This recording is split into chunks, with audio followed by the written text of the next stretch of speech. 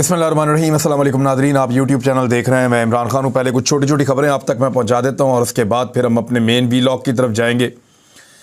सबसे पहले तो जो पाकिस्तान के सियासी लीडरान हैं वो अपनी औकात देख लें और उन्हें पता चल जाए कि पाकिस्तान की आवाम उनके बारे में क्या सोचती है। ये रहीक अब्बासी साहब ने एक बड़ा ज़बरदस्त सर्वे करवाया और उसमें उन्होंने सवाल पूछा कि इमरान खान की हुकूमत गिराने में सबसे ज़्यादा किरदार किसका था। नीचे उन्होंने 4 ऑप्शंस दिए हैं। Number 1 Nawaz Sharif, number 2 Asif Ali Zardari, number 3 Shahbaz शरीफ और नंबर 4 कमर जावेद बाजवा। मेरे ख्याल में शहबाज शरीफ और नवाज शरीफ को इकट्ठा ही रखते, शरीफ बरादरान लिख देते और एक ऑप्शन उनको दे देनी चाहिए थी मौलाना फजल रहमान की। हज़ारों लोगों ने इसका जवाब दिया है और जो इंटरेस्टिंग बात है वो ये है कि तमाम सियासतदान जो हैं उनके ऊपर लोगों को बिल्कुल भरोसा नहीं है। लोगों का ये मानना है कि इनकी कोई औकात नहीं है, ये कुछ नहीं बेचते और इनकी कोई हैसियत नहीं है कि ये किसी हुकूमत को तब्दील करें। 1% से कम लोगों का ये मानना है, 1% से भी कम लोगों का ये मानना है कि नवाज शरीफ ने इमरान खान की हुकूमत गिराने में किरदार अदा किया। लगभग 3% लोगों का ये मानना है कि जरदारी ने, बड़ी क्रेडिबिलिटी है आसिफ अली जरदारी की हुकूमत गिराने में, यानी आसिफ अली जरदारी के बारे में 3% से ज़्यादा लोग ये मानते हैं कि उन्होंने इमरान खान की हुकूमत को गिराया। शहबाज शरीफ जो इस वक्त पाकिस्तान के वज़ीर आज़म हैं, 0.5% से भी कम लोग, 0.4% पाकिस्तानियों का ये मानना है कि शहबाज शरीफ ने इमरान खान की हुकूमत को गिराया। और जनरल कमर जावेद बाजवा, इनके बारे में पाकिस्तान में 95% से ज़्यादा लोग ये समझते हैं कि इस शख्स ने इमरान खान की हुकूमत को गिराया। अब आप ये देखें कि क्या क्रेडिबिलिटी रह जाती है सियासतदानों की। सारी ज़िंदगी हो गई, यानी सर से बाल उड़ गए और पाँव घिस गए चल चल के सियासत के अंदर, और दिमाग जो है वो पिलपिले हो गए सियासत कर कर के, और औकात इस लेवल की है आवाम के सामने कि तीनों मिलकर 5% नहीं हो सके। और वो एक शेर का बच्चा जनरल रिटायर कमर जावेद बाजवा, उसके ऊपर लोगों को इतना भरोसा है कि उन्होंने पाकिस्तान के अंदर रजीम चेंज किया है। इन तीनों का कोई किरदार नहीं है। ये होती है क्रेडिबिलिटी, और ये ऐसे ही नहीं बनती। इसके लिए इस मुल्क में 4-4 दफ़ा मार्शल लॉ लगाना पड़ता है। ये क्रेडिबिलिटी ऐसे नहीं बनती। ये क्रेडिबिलिटी तब बनती है जब आप बाबा कौम की बहन को निशाने इबरत बनाएं। ये क्रेडिबिलिटी तब बनती है जब मुल्क 2 लख्त हो और आप इंजॉय कर रहे हों। ये क्रेडिबिलिटी तब बनती है जब आप मगरबी ताकतों के इशारों पे नाचते हुए पाकिस्तान को बार बार जंग के अंदर धकेलें। तो ये है वो क्रेडिबिलिटी जो पाकिस्तान की कौम इंजॉय कर रही है, और वो ये कह रही है कि रजीम चेंज के अंदर कोई औकात नहीं नवाज शरीफ की, आसिफ जरदारी की और शहबाज शरीफ की। Actually general retired Qamar Javed Bajwa ने यह मुकाबला जीत लिया है। बहुत बहुत मुबारक हो।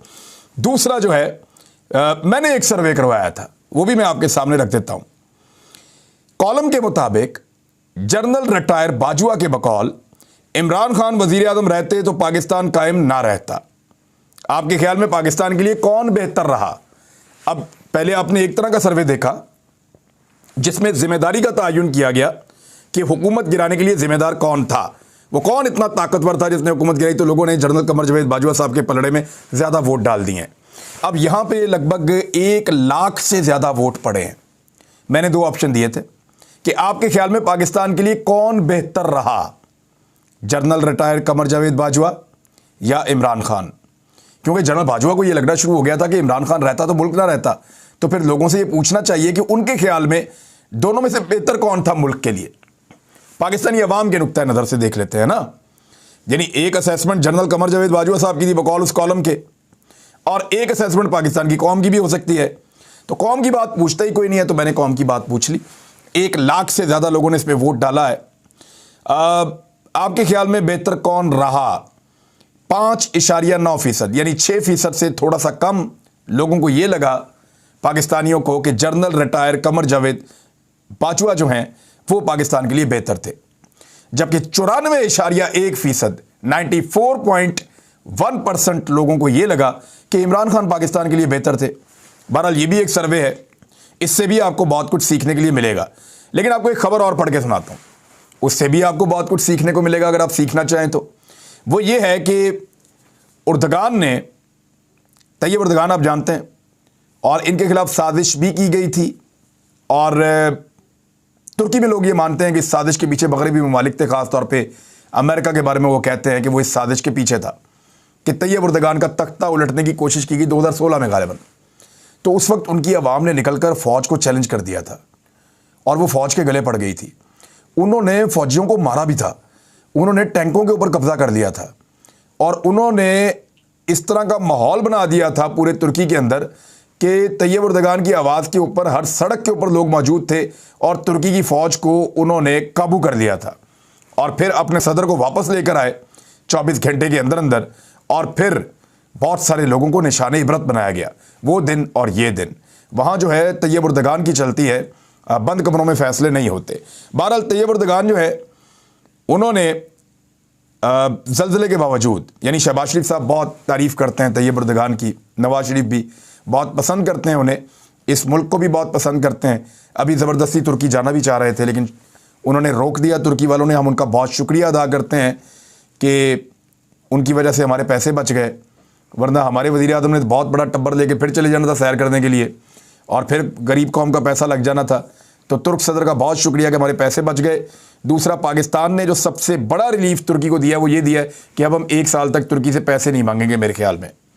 अच्छा, अब जो है वो तैयब उर्दगान ने बदतरीन ज़ल्ज़ले के बावजूद, एक तो आप ये बात याद रखें कि उन्होंने अब तक अपने 12 बड़ी कंस्ट्रक्शन कंपनियों के मालिकान को गिरफ्तार कर लिया है और 50 के मजीद वारंट्स निकाल दिए हैं, क्योंकि ये जो बिल्डिंग्स गिरी हैं इनको बनाने वाली कंपनीज ने बाकायदा सरकार को लिख कर दिया होता है। और पाकिस्तान में भी ऐसे कवानीन है कि 7.9 मैग्नीट्यूड का जो ज़ल्ज़ला आएगा उसको ये इमारत बेयर करेगी, यानी इसकी उम्र इतनी है इमारत की और इस उम्र तक 7.9 रेक्टर स्केल के ऊपर जो ज़ल्ज़ला आएगा उसको ये इमारत बर्दाश्त करेगी और नहीं गिरेगी। अब वो जिन लोगों की इमारतें गिर गई हैं, जिन्होंने रूल्स को फॉलो नहीं किया था, वो गिरफ्तार हो रहे हैं। और ये तुर्की में ही होता है। पाकिस्तान में पुल बनता बनता ही गिर जाता है।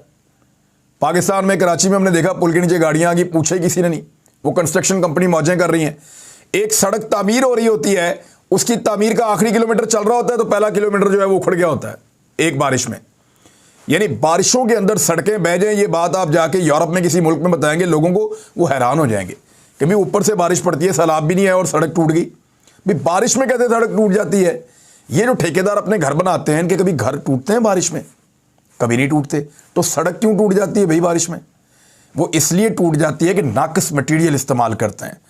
तो ये दुनिया में ऐसे नहीं होता, पाकिस्तान में ऐसे होता है। बहरहाल उन्होंने ये मिसाल बनाई है। तो तैयब उर्दगान ने इतने सारे लोगों की जाँ बहक होने के बावजूद, बहुत बड़ी तादाद में लोगों के बेघर होने के बावजूद, उन्होंने इस अज़म का इजहार किया है कि 14 मई को जो है वो इलेक्शन होंगे और इलेक्शन करवाए जाएंगे। यानी तुर्की में वो इस डिजास्टर के बाद भी इलेक्शन करवाना चाह रहे हैं और पाकिस्तान में हर वक्त पीडीएम के रहनुमा और उनके सहूलतकार यही मौका देख रहे हैं कि कोई छोटा मोटा वाकया हो हम इलेक्शन को डिले कर दें, कोई छोटी मोटी बात हो हम इलेक्शन को डिले कर दें। हम इलेक्शन में जाना नहीं चाहते, इनको पता है कि बारिशें होंगी और बहुत ज़्यादा बारिशें होंगी, तो ये कोशिश करेंगे कि अगले साल फिर इलेक्शन ना हो। और अगर इमरान खान साहब ने इंतज़ार कर लिया मानसून का या बरसात का, तो उसके बाद उनको 6 महीने और इलेक्शन नहीं होने देंगे ये लोग। ये इलेक्शन से इसलिए भाग रहे हैं कि इनको दिखाई दे रहा है कि इनको मैदान में कुछ नहीं मिल रहा। ये इलेक्शन जो होने जा रहा है, इमरान खान साहब 2/3 अक्सरियत से जीतने जा रहे हैं। मुझे कोई ऐसा दोस्त नहीं मिलता PMLN का या पीपल्स पार्टी का, पंजाब के अंदर से स्पेशली, जो ये कहे कि वो अपनी सीट बड़े आराम से जीत रहा है। पहले बहुत सारे लोग ये दावा करते थे, अब लाहौर के अंदर जो इनके लोग हैं वो भी दावा करते हुए थोड़ा सा घबराते हैं और वो मुकाबला करने की बात करते हैं, वो टक्कर देने की बात करते हैं कि हम PTI के कैंडिडेट को टक्कर देंगे, उसके साथ हम मुकाबला करेंगे। लेकिन जीतने के दावेदार वैसे नहीं हैं जैसे हमेशा हुआ करते थे। तो ये खबर है, मैंने कहा आपके साथ शेयर कर दूं। एक और खबर शेयर करते हैं आपके साथ, थोड़ी सी और शर्म दिलानी है किसी को, तो खबर ये है, अशोक स्वेन, ये इंडियन जर्नलिस्ट हैं और वहाँ बड़े मकबूल आदमी हैं, सोशल मीडिया के ऊपर ये बड़े मकबूल हैं और प्रोफेसर भी हैं। इन्होंने एक ट्वीट किया है, पाकिस्तान के बारे में किया है और इंडिया के बारे में किया है। यानी पाकिस्तान को अपने आप को महफूज रखने के लिए, अपनी मईशत को महफूज रखने के लिए आईएमएफ से जो पैसा चाहिए वो 1.1 अरब डॉलर चाहिए जो मिल रहे हैं। अब ये कोई बड़ी बात नहीं है। अशोक सवेन ये कह रहे हैं, ये भारतीय प्रोफेसर भी हैं, जर्नलिस्ट भी हैं, एक्टिविस्ट भी हैं, तो इनका ये कहना है कि 1.1 अरब यानी 1.1 बिलियन अमेरिकन डॉलर्स जो हैं वो पाकिस्तान को चाहिए आईएमएफ से अपने आप को फिलहाल बचाने के लिए, मईशत को बचाने के लिए। और अब वो लिखते हैं कि exactly the same amount Moody paid for his 2 luxury planes. ये बिल्कुल वही अमाउंट है जो नरेंद्र मोदी ने, भारत के वजीर आजम ने, अपने 2 लग्जरी तैयारों के लिए दिए। ये फ़र्क है पाकिस्तान और भारत में। मेरे ख्याल में शर्म आनी चाहिए पाकिस्तान को कि 70 साल के बाद मुल्क आगे बढ़ते हैं, हम पीछे चले गए हैं। और इतना पीछे चले गए हैं कि अब लोग इस तरह की मिसालें दे रहे हैं। और ये कोई ऐसी बात नहीं है कि हमें शर्मिंदा कर रहे हैं, फैक्ट है, फैक्ट आपके सामने रख रहा हूं। फैक्ट ये है कि 1.1 अरब डॉलर पाकिस्तान को आईएमएफ से चाहिए और मोदी ने सिर्फ इतना पैसा अपने 2 लग्जरी तैयारे लेने के लिए खर्च किया है। यानी भारतीय वजीर आजम के पास, चाहे वो मोदी रहे, बाद में कोई और भी हो, उसके पास 2 जो लग्जरी तैयारे होंगे वो उतने पैसे के होंगे जितने पैसों के लिए पाकिस्तान बड़े लंबे अरसे से आईएमएफ के घुटनों में बैठा हुआ है। और आईएमएफ के साथ जो मुआहदा किया है वो भी बड़ा खौफनाक है। उसके बारे में आपको बताता हूं, लेकिन एक खबर और है। एमक्यूएम पाकिस्तान के कन्वीनियर खालिद मकबूल सिद्दीकी का कहना है कि हम अपना मुतालबा किसी सूरत ख़त्म नहीं करेंगे। एमक्यूएम जो है वो अभी अपना धरना मौखर करने का ऐलान कर रही है। वैसे बहाने इनको चाहिए धरना मौखर करने के लिए, कभी किसी तकरीब की वजह से, कभी किसी प्रोग्राम की वजह से वो अपना धरना मौखर करते हैं। वो अल्ताफ़ हुसैन का ही टाइम था जब वो डरा धमका के लोगों को लाकर बैठा देते थे। लोगों के पास इतना टाइम नहीं है और ना लोगों ने एमक्यूएम से इतनी उम्मीद वाबस्ता की हुई है कि एमक्यूएम उनको डिलीवर करके देगी। अभी हाल ही में एमक्यूएम 2 मरतबा हुकूमत में रही है। पहले वफाकी हुकूमत में इमरान खान के साथ थी, अब शहबाज शरीफ के साथ है। उससे पिछली हुकूमत में भी थी, उससे पिछली हमेशा हुकूमत में रही है। और कराची के अंदर तो रूल करते रहे हैं, लेकिन इसके बावजूद इन्होंने कराची को खंडर बना दिया है। तो इस वजह से लोगों को इनसे उम्मीद नहीं है और लोग इनसे मायूस हो गए हैं। तो अब ये बहानों के साथ मौखर ही करेंगे अपने धरने और अपने प्रोग्राम। इलेक्शन में अगर एस्टेब्लिशमेंट एमक्यूएम को जितवाने की कोशिश करे और इनको वोट डलवा दे इनके बक्से के अंदर किसी तरह भी, जैसे ये पहले डालते थे, वो वाला इनको फ्री हैंड मिल जाए और उन लोगों को मुतहर्रिक कर दे, तो फिर ये एमक्यूएम वालों को जितवा सकते हैं। अदरवाइज उनके जीतने का इम्कान कोई नहीं है। शौकत तरीन को गिरफ्तारी के हवाले से एक खबर चली थी, मैंने भी इसको ट्वीट कर दिया था देखकर खबर, लेकिन जब उसको कंफर्म किया तो वो गिरफ्तार नहीं हुए, वो बल्कि पाकिस्तान में मौजूद नहीं है। लेकिन एफआईए ने उनको गिरफ्तार करने का फैसला किया है और एफआईए को लगता है कि उनको गिरफ्तार किया जाए और इंक्वायरी मुकम्मल होने और मजीद कार्रवाई के लिए वो लिखा है एफआईए ने। बहरहाल हो सकता है कि शौकत तरीन को गिरफ्तार कर लिया जाए। शाहिद खकान अब्बासी साहब ने एक स्टेटमेंट दिया इमरान खान साहब को लेकर। उन्होंने कहा है कि अगर पाकिस्तान तहरीक इंसाफ के चेयरमैन इमरान खान की जानिब से उन्होंने कहा कि साबिक army chief general Qamar Javed Bajwa पर लगाए जाने वाले इल्ज़ामात आइन की खिलाफ वर्जी से मुताल्लिक हैं और वो इनके खिलाफ आर्टिकल 6 के तहत दरखास्त दें। शाहिद खकान अब्बासी साहब ने यह मशवरा नवाज शरीफ साहब को तो नहीं दिया था जब वो कहते थे कि आप लोगों ने अपने हलफ से गद्दारी की, कुछ लोगों ने आपको जवाब देना पड़ेगा, आपने हुकूमत को गिराया, आपने झूठे केसेस बनाए और बेशुमार घटिया तरीन इल्ज़ामात नवाज शरीफ साहब ने भी लगाए थे। इमरान खान साहब ने तो ये कहा है कि जनरल कमर जावेद बाजवा साहब ने खुद एक इंटरव्यू दिया और उसमें उन्होंने एतराफ़ कर लिया कि उन्होंने रजीम चेंज ऑपरेशन किया है, तो अब उनके खिलाफ इंक्वायरी होनी चाहिए। लेकिन नवाज शरीफ साहब ने तो डायरेक्टली टारगेट किया था उस वक्त जब वो आर्मी चीफ थे, तो उस वक्त नवाज शरीफ साहब ने क्यों नहीं लिखा था? नवाज शरीफ साहब को क्या शाहिद खकान अब्बासी साहब ने यह मशवरा दिया था? मेरे ख्याल में उस वक्त नहीं दिया था। वैसे भी ये बिल्ली के गले में घंटी डाले कौन, ये भी एक बहुत बड़ी मुसीबत है पाकिस्तान में। लोग डरते हैं और सियासतदानों को पता है कि पूरा करियर तबाह हो जाएगा इस चक्कर में अगर पड़ेंगे तो। नाज़रीन, मैंने आपको एक खबर बताई थी कि शाइस्ता परवेज़ मलिक साहिबा, जो परवेज़ मलिक मरहूम की अहलियाँ हैं, उनको बनाया गया है मावन ख़ुसूसी शहबाज शरीफ का। और मैंने आपको ये भी बताया था कि ये मरीम नवाज़ और नवाज शरीफ के कहने पे बनाया जा रहा है।